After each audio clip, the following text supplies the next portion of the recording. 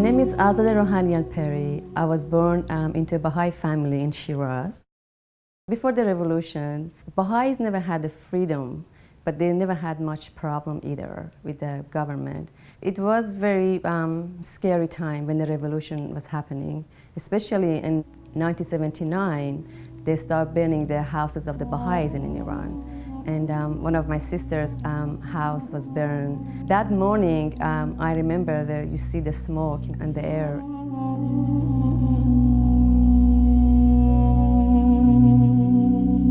It was very scary.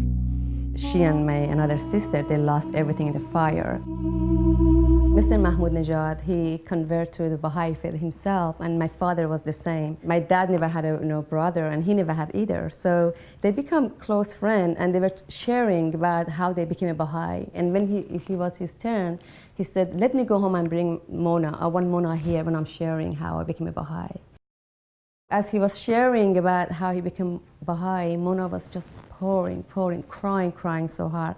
And that night, he couldn't take her back. She said, Mona slept over at our house. She said, I can't take her home. So Mona was so emotional to hear all this story, about her father. So this is a picture of my family and Mona's family. It was the first day of Nowruz. We had lunch at our house. And this is me and my mom. And this is Mrs. Mahmoud Nejad, my father, my sister, Mona, my other sister, Mr. Mahmoud Nejad, my brother, and that's another sister. Mona was very beautiful, very kind. She always smiled.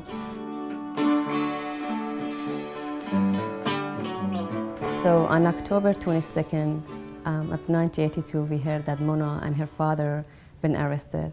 So her father, we weren't much surprised because we knew they're after him. But arresting of Mona was very shocking. That why they took Mona. We thought maybe they took her just because to scare her mother and her father, and they would let her come home soon because Mona was only 16 years old. But she never came back. She was a children class teacher for the Baha'i children, and also being Mr. Mahmoud Nejad's daughter was another crime. Because her father was very active, very well-known Baha'i. Mona had really the same quality as her father. She was very strong spiritually. One of our friends, he stopped and I sat in the car and he said, "Did you hear the news?" I said, "What?" He said, 3 people were executed in Shiraz last night. I said, "Do you know who they were?" And he mentioned the names, and as soon as I heard Mr. Mahmoud Nejad, I was just shocked. On my 15th birthday, I was so excited because I was ready to declare to be a Baha'i. And then at that night, they executed 10 women, and Mona was alive.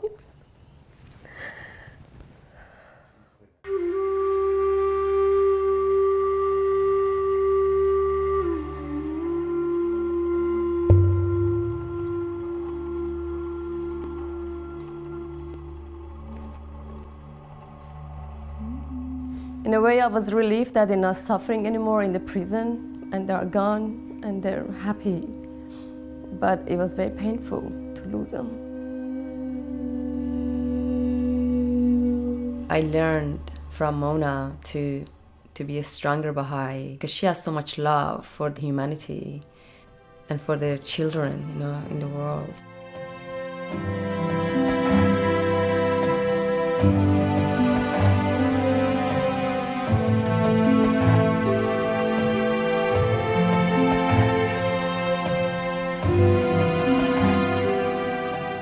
I knew Mona had so much passion.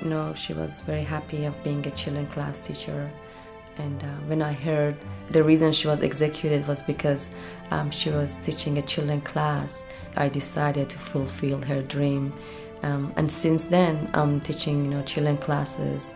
And it brings so much joy to my heart because I know she's really happy about it.